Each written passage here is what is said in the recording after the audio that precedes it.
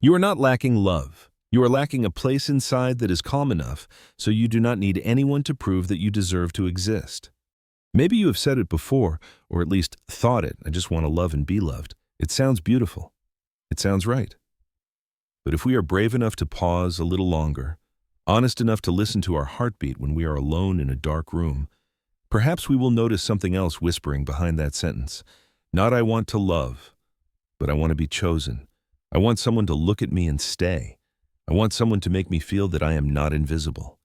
Many people call that love, but in truth, it is a thirst, a quiet, persistent thirst, sometimes polite, sometimes desperate, but always present. It does not appear when you are laughing in a crowd. It comes late at night, when the phone is silent, when no more messages arrive, when you wonder why just one slow reply is enough to make your heart sink. That feeling is not about missing a person. It is about missing validation. You may remember very clearly the moment someone noticed you. A gaze held a little longer than usual, an accidental touch, a short message that arrived at the right time. For a moment, the world feels lighter. You stand a little straighter. You breathe a little deeper, as if just because that person exists, everything inside you becomes less shaky. But that feeling does not last. It fades as quickly as it came, and you return to the familiar state, waiting, hoping, and wondering what you did wrong. It is not because you are weak. It is also not because you are too sensitive.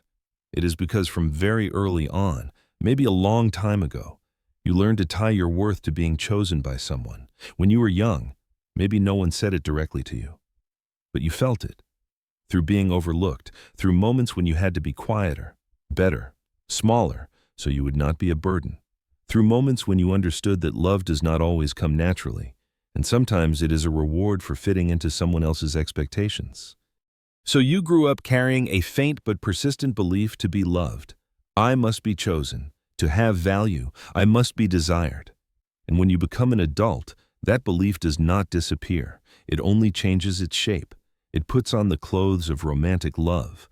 You call it chemistry, deep connection, not being able to live without each other. But underneath, it is still the old question, am I important enough for them to stay? You are not seeking love as a sharing. You seek it as a way to fill the nameless gaps, the quiet spaces that make you uneasy when you are alone for too long. You do not truly want to know who the other person is. You want to know how they see you. Does their gaze make you feel more okay? Does their presence silence the voice of doubt in your head? If it does, you cling. If it does not, you panic. There's a quiet paradox here. The more you long to be chosen, the more you lose yourself in the waiting. You adjust. You shrink. You try to become easier to love, easier to stay with, and in the process, you do not realize that you are loving not from wholeness, but from fear. Fear of being left, fear of not mattering, fear that without someone's validation, you will dissolve into nothingness. You may have believed that when you find the right person, everything will be okay, that when someone loves you enough, the emptiness will disappear. But if you are honest, you may have seen this pattern repeat. At first, there is excitement, closeness, the feeling of finally being seen.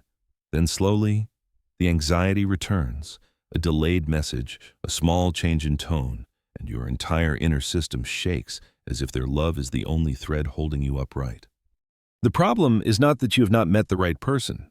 The problem is that you are carrying an expectation no one can carry for you. You want someone else to do what you have never learned to do for yourself, look at you and say, you are enough, even when no one is there. But how can a relationship be free when it begins with a need to be rescued? How can love be a meeting of two people when one is using it to prove that they deserve to exist? Most of the pain in love does not come from losing someone. It comes from losing the sense of validation that person once gave you. And when you understand this, a question begins to form, quietly but truthfully. If no one chooses you anymore, would you still stay with yourself? If there are no gazes holding you up, would you still see yourself as worthy enough to breathe deeply and exist? This story does not begin with love. It begins with emptiness. And until you dare to look directly at that emptiness, not to fill it with someone else, but to understand where it comes from, you will continue to call thirst love and dependence connection. But every journey of awakening begins with a moment of pause, when you realize that what you are seeking in others may be what you have never given yourself. That emptiness did not appear in a single day, and it did not naturally become this deep. It was formed very slowly, quietly, through the early years of life when you did not yet have the language to name your emotions. You only knew that there were moments when you needed to be seen, but that gaze did not come. There were moments when you needed to be held, but those arms were absent. And there were moments when you learned a lesson very early to be loved. You had to do something right. It was not always clear wounds. Sometimes it was simply prolonged busyness, nods instead of listening, praise for achievements, but rarely for your simple existence. You learned to sense that love was not a given. It came when you were good, when you were capable, when you did not disappoint anyone. And even though no one said it directly, you understood very clearly if you did not meet expectations, love could be withdrawn at any time. So you grew up with a very refined mechanism. You observed, you adjusted, you learned to read the atmosphere, guess other people's moods, sense the smallest changes in tone or in their eyes, not because you were overly sensitive, but because back then your safety depended on it. When you were a child, if you could not guess correctly, you might lose attention, gentleness, or worse, the feeling of being accepted. And that mechanism followed you into adult life, into every relationship you believed was love. Because of that, when someone steps in and gives you special attention, your body recognizes it immediately. No thinking required, no reasoning. A familiar feeling rises up finally. Someone sees me. You do not just like them, you feel relieved that they exist. Their presence feels like an answer to a question you have carried for too long, am I worthy? And as long as they are there, the world inside you becomes temporarily quiet. But for the same reason, even the smallest withdrawal from them becomes terrifying. An unusual silence, a day with less care, a very slight change that others might not notice, but you do. Immediately, the old feeling returns. Not sadness from missing someone, but the familiar panic. What did I do wrong? Am I not enough? Are they about to leave? And you begin to return to old strategies without even realizing it. Trying harder, being more accommodating, giving more, just to keep the feeling of being chosen. You call that loving with all your heart, but in truth, it is loving through fear. You are not in the relationship as a free person. You are there like a child trying to hold on to the safety they once lacked. And you do not realize that you are placing the other person in a position no one should stand in, the one who decides your worth of existence. There is a truth that is very hard to accept. Other people do not make you empty. They only touch the emptiness that has been there for a very long time. When they come, they cover it. When they leave, it becomes more exposed, and you hurt not because you lost them, but because you have to face yourself again, with a feeling that was never properly filled. From here, love begins to be confused. You mistake tension for passion. You mistake anxiety for deep care. You mistake dependence for connection. You feel alive when the relationship goes up and down, because your nervous system is used to being on constant alert. Peace confuses you. Stability makes you suspicious, and when there are no signals left to analyze, you begin to create them yourself, just to feel familiar with who you are. This does not mean you do not know how to love. It only means you were never taught how to be in love without losing yourself. You were never taught that you can be loved without having to prove anything. That your presence, simply the fact that you exist, is already enough to deserve gentleness. When that is not planted in you early on, you grow up searching for it in every gaze, every touch, every promise from others. And society does not help much. It reinforces the old belief with beautiful but incomplete stories, that someone will come and make you whole. That the right love will erase all insecurity. You believe that, not because you are naive, but because a part of you is still waiting to be saved, still hoping that this time, if someone stays long enough, that emptiness will disappear forever. But that emptiness is not something to be filled by another person. It is an emotional memory that has never been acknowledged. It is the part of you that once learned to stay silent in order to be loved. And until you dare to return there, not to blame the past, but to understand why you love this way, you will continue to repeat the same story, only changing the face beside you. There is a very important moment, even though it often arrives quietly.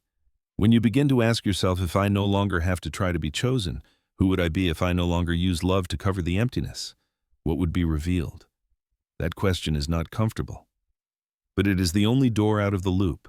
Because before you learn how to love another person, there is a truth you need to face. What you have always been searching for in love was never truly the other person. And when that truth begins to surface, you can no longer look at your relationships the old way. Moments that were once called being deeply in love suddenly take on a different color. You remember times when your heart raced not because of happiness, but because of fear. You remember the feeling of having to watch every small change, as if one moment of inattention would be enough for you to be left behind. You realize that you did not come to others from a place of wholeness, but from a quiet need. Please keep me. Please tell me I matter. Please give me a reason not to feel empty. You once thought that was deep connection, but the closer you look, the more it feels like dissolving rather than meeting. You did not stand next to someone as a whole person, but as a part trying to attach itself to what was missing in them. And in that dissolving, boundaries fade. You no longer know what is your desire and what is your fear.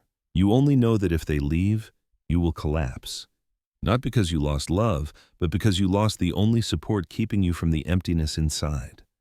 Maybe you have wondered why you fall in love so quickly. Why just a little warmth is enough to make you deeply attached.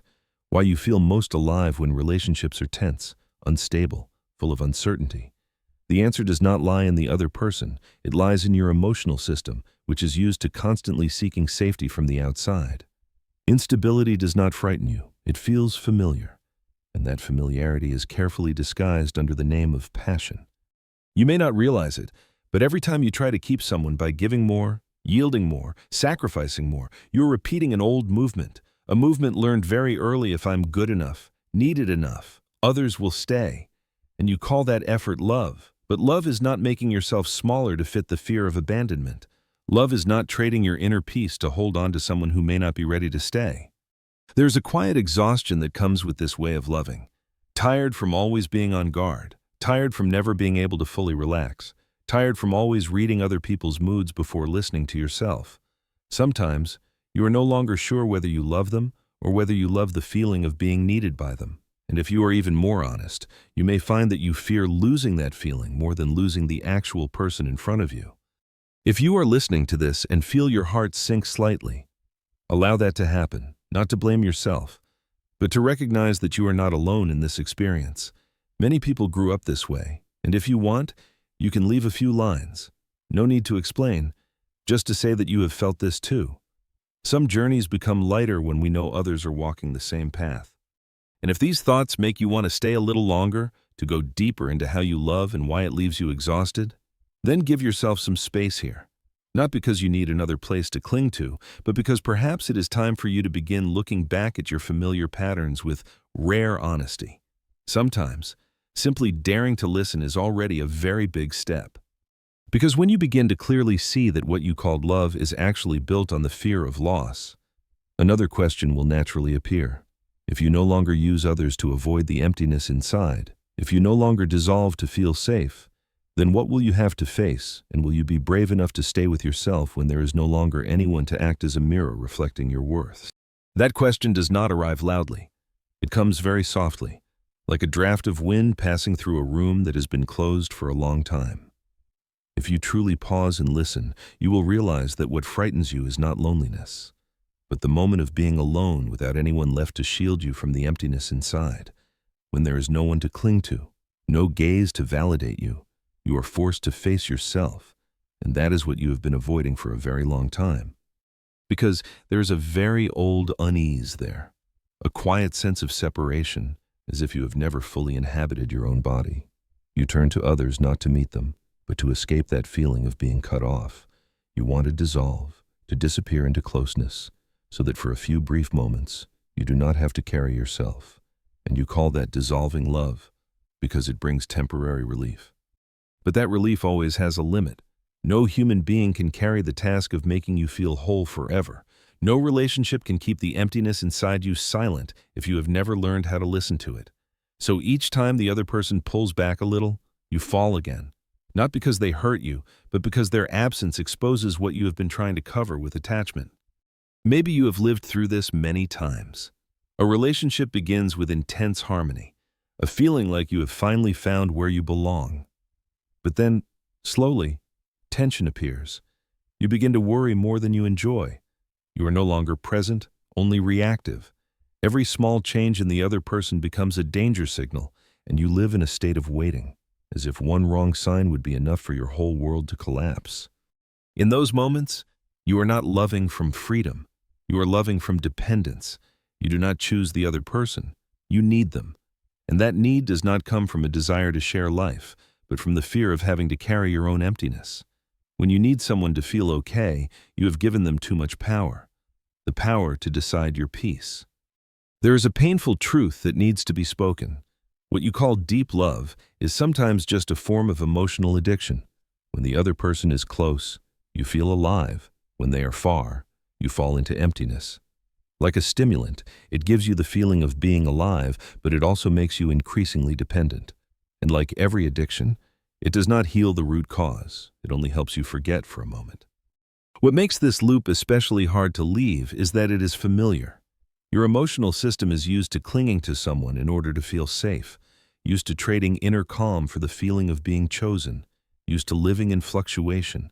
And when you are in a calm relationship where no one makes you panic, you feel something is missing. Missing drama, missing sensation, missing the intensity you once mistook for love. But perhaps what you are missing is not intensity. It is presence. Not someone who makes you forget yourself, but the ability to stay with yourself without running away. And when this thought begins to take shape, even as a very thin thread, it is enough to shake the way you look back at everything you once called love. Because if you dare to admit that you have used relationships to avoid yourself, you will also have to face a harder question. If there is no one left to dissolve into, no one left to keep you from that feeling of separation, will you be brave enough to stand as a separate individual? And that very question, even though it makes you uneasy, is the first door leading out of the dependence you once mistook for love. When you begin to stand in front of that question, many old memories suddenly rise up, without order, without permission. There are feelings you thought you had forgotten, but in truth they were only pushed deeper down. You realize that every time you are left behind in the present, the pain is not new at all. It carries a familiar tone, as if you have heard it a very long time ago. And yes, that pain was not born in adult relationships. It has been there since you were very small. There is a part of you that never grew up with the rest. An inner child still standing there, waiting to be seen, waiting to be loved without having to do anything at all. As a child, you depended entirely on others to feel safe, to be touched, to be soothed, to be told that everything would be okay. But if those things came inconsistently, if love came with conditions, that child learned a very dangerous lesson. Love is uncertain, and to avoid being abandoned, I must try harder. That lesson did not disappear when you grew up. It only changed its shape. It shows up every time you enter a new relationship and begin to wonder what you need to do for the other person to stay. You give before being asked, you anticipate before they speak, you lower your own needs to avoid conflict, and you call all of this care, sacrifice, deep love. But underneath, that child is still whispering, if I'm not good enough, they will leave. This explains why you react so strongly to distance. An unanswered message, a delayed promise, a small change in how the other person treats you. For others, it may be nothing unusual, but for you, it triggers a fear that is out of proportion to the situation. Not because you are weak, but because in that moment, you are not only an adult who is hurt, you are a child reliving the feeling of abandonment it once could not understand. And in those moments, you are not loving the other person. You are trying to hold on to safety. You do not need them for who they are, but for the role they are playing in your emotional system. They become an anchor, a place where you place your sense of existence, and when they pull away, you do not just lose a relationship, you lose the feeling of standing steady. This does not say anything bad about you. It only says that you had to learn how to survive in an environment where love was not always available. There is something very painful but very important that needs to be faced directly. No one in the present is abandoning you in the way you were once abandoned. But your emotional system cannot tell the difference. It reacts to memory, not to reality. And so you continue to recreate relationships where the old wound is touched again, not because you like suffering, but because it is familiar, so familiar that you mistake it for love. When you begin to see this clearly, the feeling is not immediate relief. It is often sadness. Sadness from realizing you have carried that pain for so long. Sadness from seeing how much you have tried just to be allowed to stay. And the deepest sadness comes when you understand that no future relationship can turn back time and give that child what it lacked. No one can do that work for you. But right here, another door opens. Not a door that leads to a new person, but a door that leads inward. When you realize that child is still waiting for you, not to be rescued, but to be accompanied, not to be proven worthy, but to be seen as it is. And perhaps, but for the first time, you begin to understand that healing is not about finding someone who loves you the right way, but about learning not to abandon yourself ever again. When you begin to stop running from what has just been seen, a very different movement happens inside. It is not loud, not dramatic, not like the sudden awakening moments often told in healing stories. It is like a very early morning, when the city is still asleep, and you stand alone in the kitchen, listening to the sound of water flowing, realizing for the first time in a long while that you do not need to rush to become someone else. You are still here, and somehow, that is enough to keep breathing. The path of emotional maturity does not begin with loving the right person. It begins when you stop asking others to do what you have never done for yourself. Stop placing the weight of safety, worth, meaning onto a relationship. Stop entering love with a list of what you lack, hoping the other person will fill it. Because when you love from lack, you do not truly meet the other person. You meet a hope, a silent promise that this time the emptiness will disappear. Emotional maturity is when you begin to stay with the feelings that once made you want to run. Stay with the silence that you used to fill with messages, attention, the presence of others. Stay with the feeling of not being chosen without immediately turning it into proof of your worthlessness. You begin to distinguish between sadness and panic, between loneliness and abandonment. And in that distinction, you slowly reclaim a power that was given away long ago. You realize that love is not a feeling that makes you forget yourself.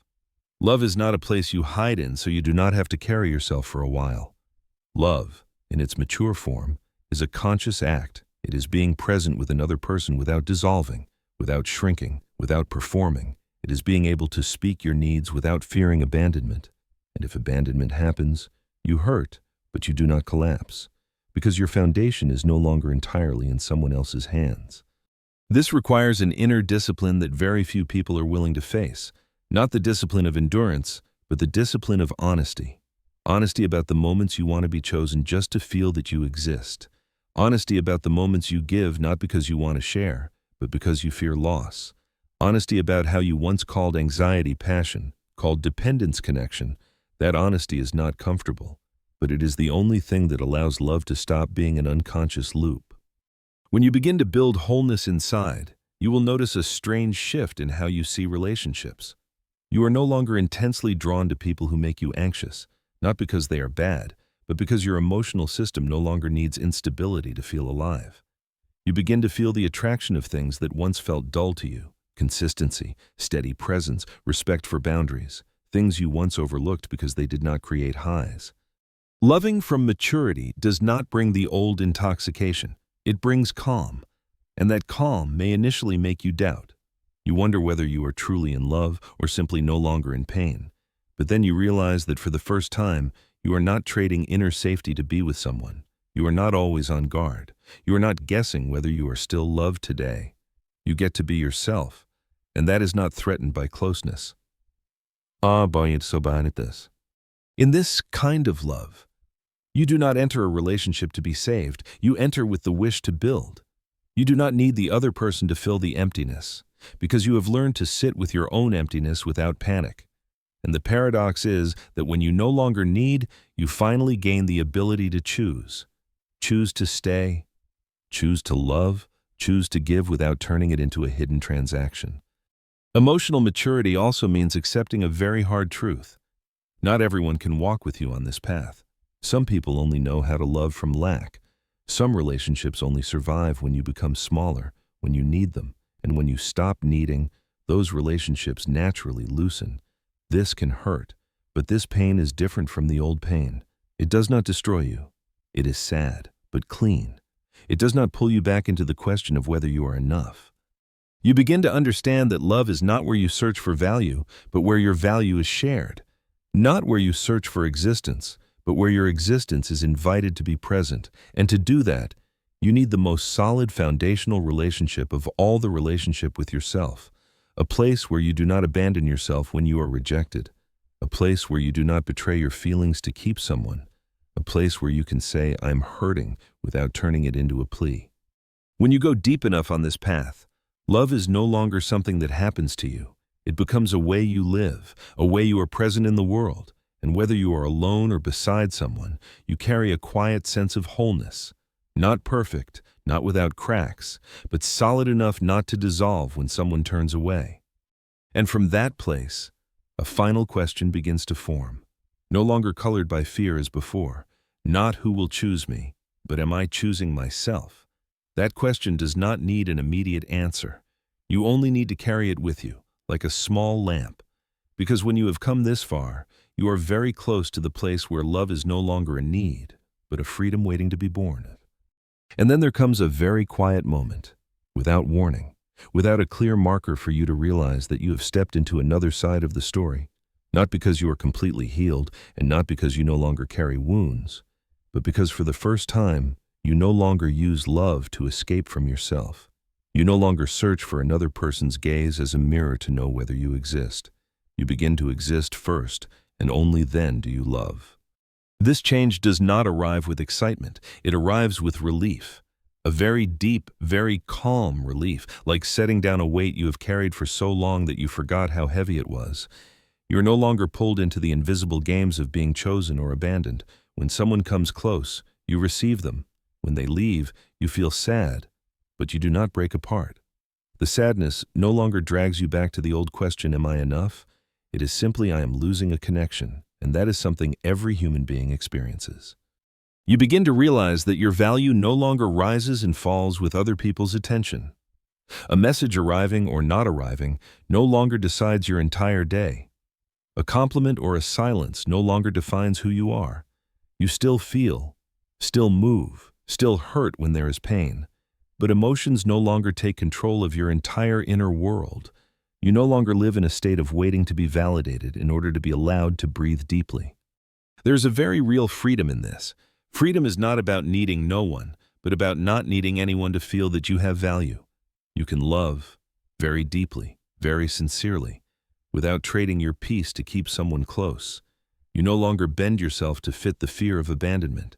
You stand upright, not proud, not guarded, simply present at your true size. Love, from this place, is no longer a quiet plea. It carries no urgency, no need to cling. It flows naturally, like something that overflows from within. You give because you want to, not because you fear losing. You stay because you choose to, not because you cannot bear being alone. And if a relationship ends, it hurts. But it does not destroy your foundation. You are still you, before and after love. You also begin to see others differently, no longer as characters whose job is to fill your emptiness, but as separate human beings with their own fears, limits, and cracks. You do not need them to be perfect for you to feel safe, and you do not need to be perfect to be allowed to stay. A very human sense of equality appears here. Two people meet not to save each other, but to walk together, if both choose to. The most beautiful thing is that you are no longer afraid of silence, no longer afraid of the spaces between messages, between meetings, between seasons of life. You have learned how to be in that space without judging yourself, without condemning yourself. You understand that you do not disappear when no one is looking. You still exist. You still have value. You are still worthy of gentleness, even when no one is offering it to you. You may still love. You may still hurt, but you will no longer lose yourself in waves of emotion. You will know the way back. You will know how to hold yourself when you are disappointed. You will know how to say no when you need to protect your boundaries. And most importantly, you will no longer abandon yourself just to remain in someone else's life. This is not a state of never being shaken. This is a state with an anchor that does not live in someone's eyes, not in promises or the presence of a relationship. It lives in the place you once avoided the most, but now have dared to enter. The place where you see yourself with honesty and compassion, the place where you stop demanding that love prove something to you. And from that place, you step into the world with a very different way of loving, lighter, deeper, freer, no longer needing to be chosen to feel enough, no longer needing to be desired to know that you exist. You love like someone who has found home within themselves and only invites others in rather than asking for permission to stay. You no longer live to be validated. You live and love. If it comes, is simply a beautiful part of that life, not the thing that decides who you are. Oh, you chose yourself. And from that moment on, you no longer need anyone else to choose you. Thank you for staying with me until the very end of this story. If this message touched your heart, please give it a like, subscribe to the channel, and turn on the notification bell so you'll never miss the next journey we take together. Your support means the world to me.